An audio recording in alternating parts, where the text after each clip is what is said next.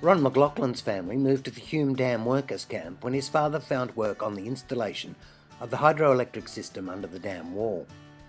Ron's recollections of his adventures at that time include the inside story of Albury's infamous dancing ducks. So I'm sitting here by the banks of the Murray with Ron McLaughlin at a place called Waterworks. And Ron, you as a kid at the soldier settlement housing, you guys used to come down here and swim. Yes, we did quite often. This would be our only sort of recreation and relief from the hot summer days.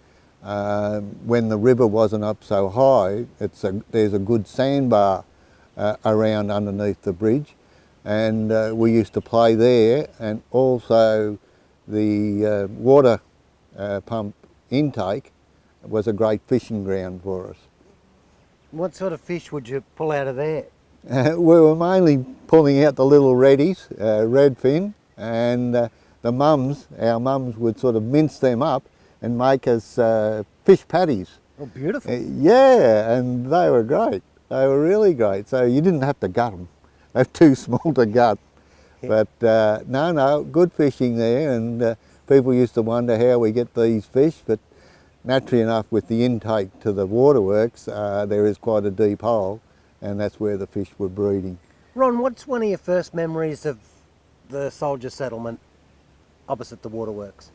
The first memory that I can recall was basically the community type living that we had, the crampedness and the fellowship that we got with the kids there. Like, we all used to play together and knock around together, and the atmosphere, I believe that I feel that, you know, from the tender age of 4 till 10, I think it was there, it was the atmosphere with the kids. Yep. You were right opposite the airport. Yep. Was that an exciting thing? The airport was just an interest, you might say, because it was only just getting established. The tiger moths that used to come in, and then there was a few other planes, but there was no commercial airline. So it was basically just a few private operators that were using the airport. So the airport wasn't a real big thing for us in those days. Tell us about an average day at the soldier settlement huts.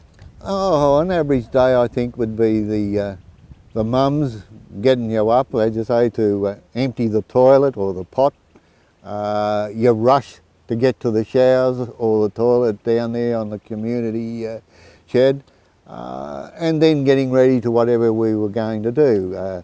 The mums used to get us ready to come into preschool and the infants, and catch the bus, Charlie McFarlane old blue bus, come along and take us in, and an interesting day at school, come home and start playing around the camp.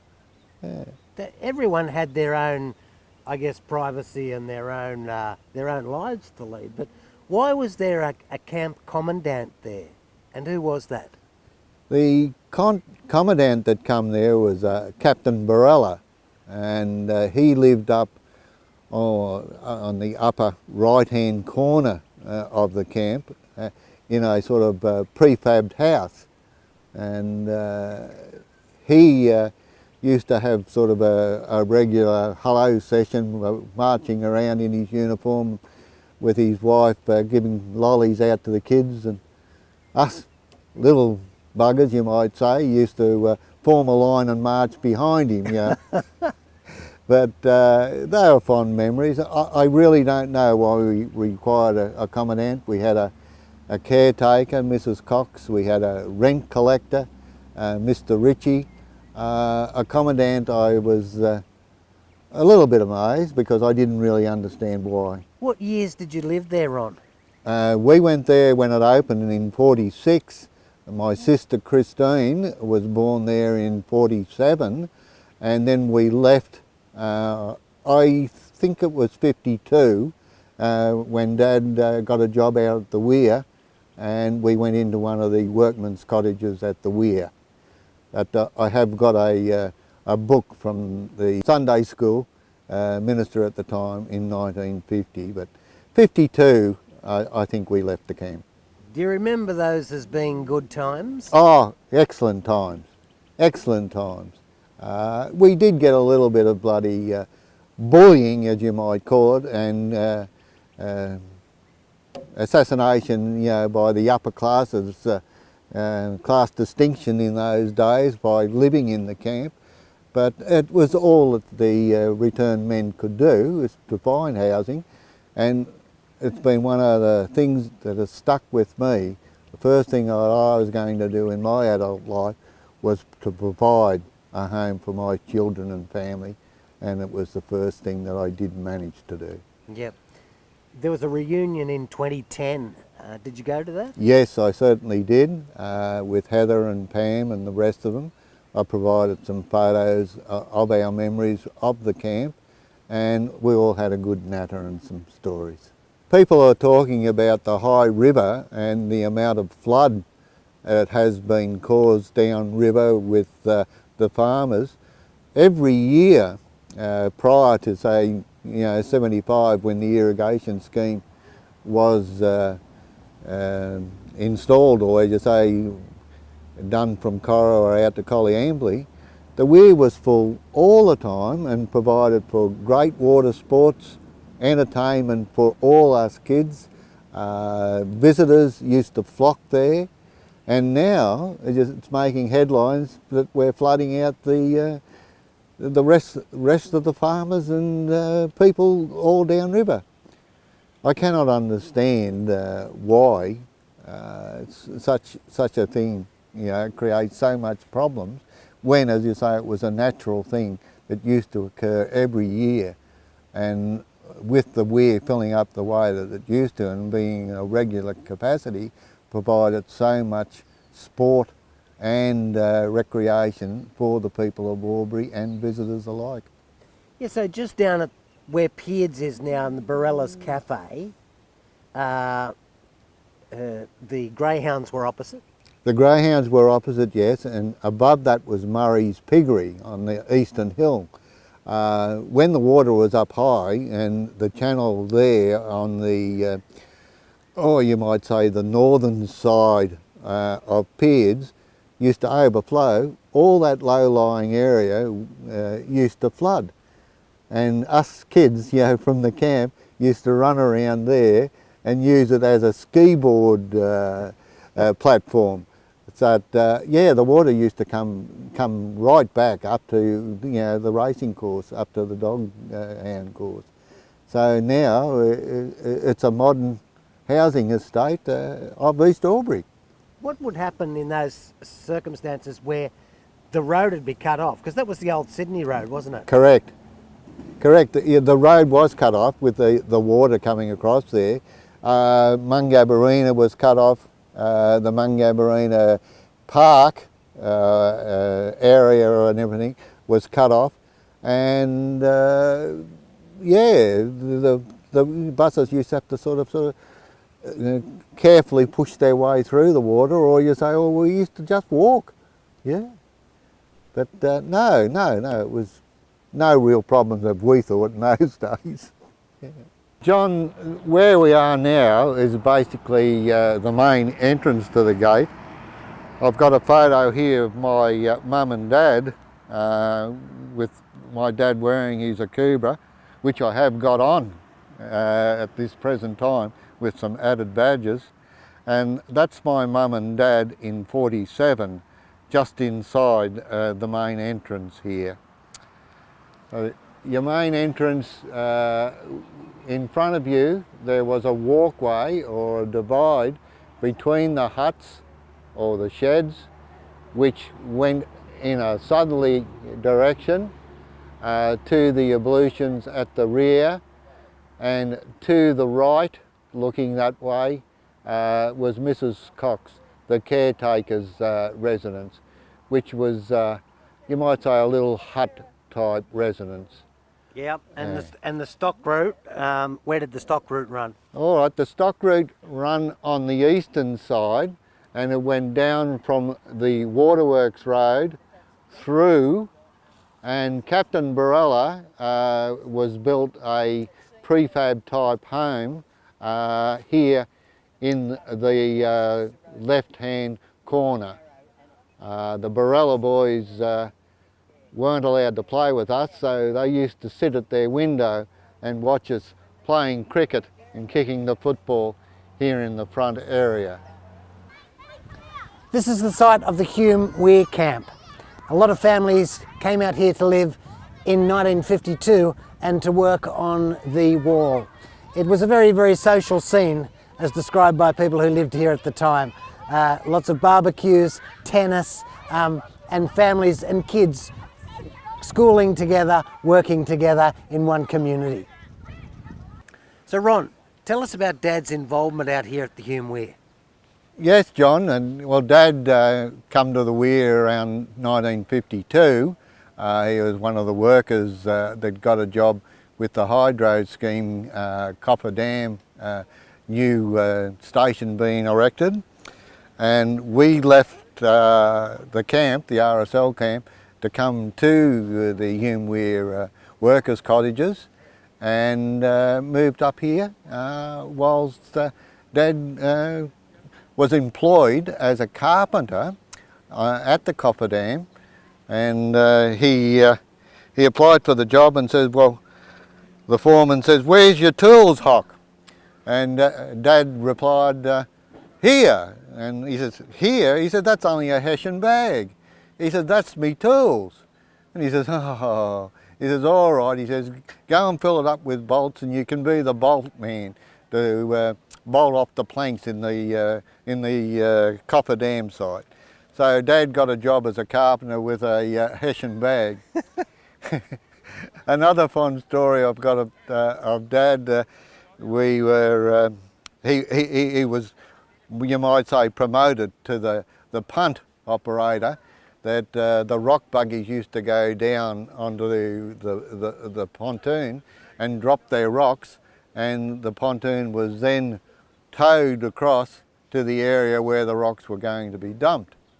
So Dad used to come down here and the rock buggies used to load up, and he used to take the rocks over and dump them along the earthen wall on the Victorian side of the wall, and also strengthen the wall on the New South Wales side. Another fond memory I've got of Dad is when he invited us kids to come down and see him. He was going to have a look at the cracks in the wall. Nobody would dive in the wall, so they wanted some of the workers, or one of the workers, to go down and inspect the New South Wales side of the wall for cracks. So Dad, being the man he was, he says, oh, I'll do it. So he stripped off to his swimming togs, and they loaded him up in the old-fashioned diving suit with the hoses and everything, and they rowed him out in a little rowing boat. There was 3 other workmen who were on top that was supplying the air for him, and so Dad dived down at the wall and looking for cracks. He reminded us, he says, all I found down there, he says, there was quite a few cracks, but he said, all I found was Murray cods the size of sharks. So he said he wanted to get up as quick as possible. He then, once he was up, he took us kids for a ride in the little rowing boat, and we had a look. We had a look of where he actually had been walking on the downside of the weir. So that was an exciting time. Another fond memory I have is when the living in the workmen's cottages, which was again good community living. We were the Hume Weir kids. We had a free bus run, backwards and forwards to school. We got up at a lot of trouble, had a lot of fights, but at the end we were all pretty fairly minded and a good community. Nobody could really talk about against the Hume Weir kids. Yeah. You used to sell fish? Yes, and another thing, us kids, the funniest story that I believe was Billy Bassman, Les Bassman, younger brother.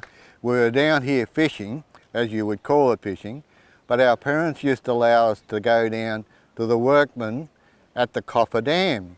And the coffer dam was the area under the number 1, number 2 valves, which was being drained so they could build the hydroelectrical scheme.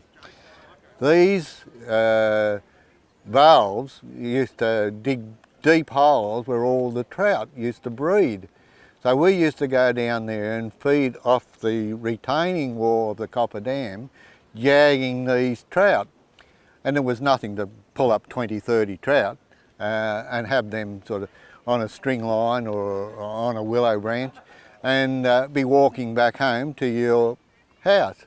So we would be walking up the hill from the camping area or the parking area, and all these so-called fishermen would come up and say, "Oh gee, where did you get those fish today, kids?"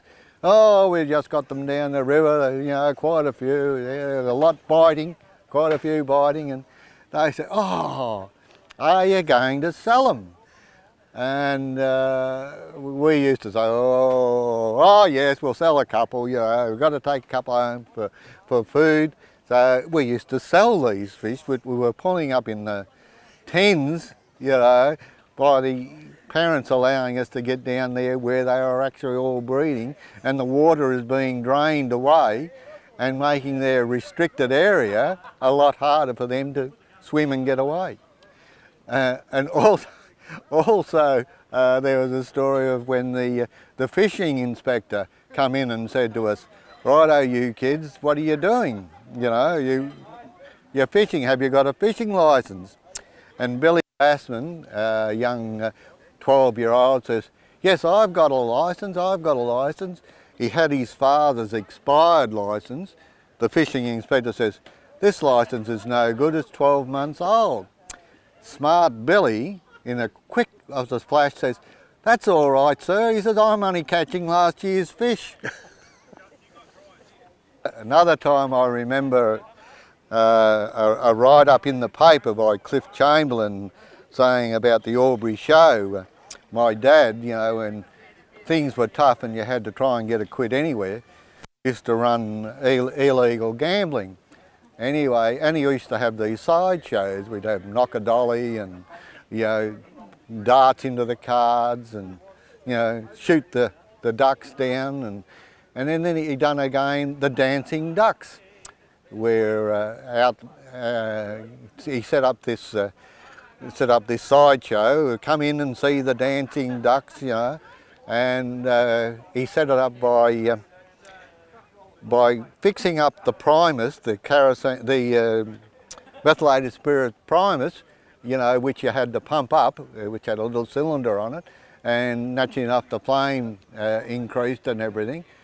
He put a road sign, I think it was one of those 50 miles restriction fine that he got off the road, with one of the live bird cages that you used to get at the auction, put that over.